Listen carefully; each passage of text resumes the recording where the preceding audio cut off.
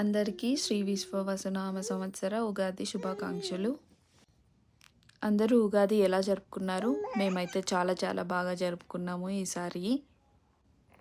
ఇంకా ఇది మా చిన్నోడి ఫస్ట్ ఉగాది కాబట్టి మాకు చాలా చాలా స్పెషల్ అసలు.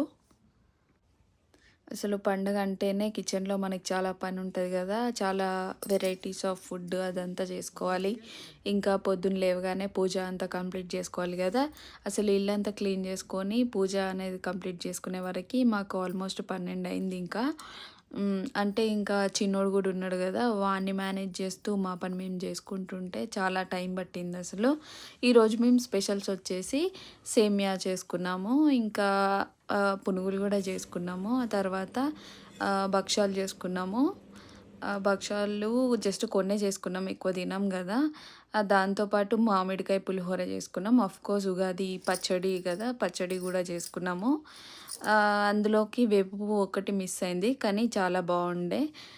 మా చిన్నోడు కూడా టేస్ట్ చేసిండు ఇంకా సేమియా అయితే.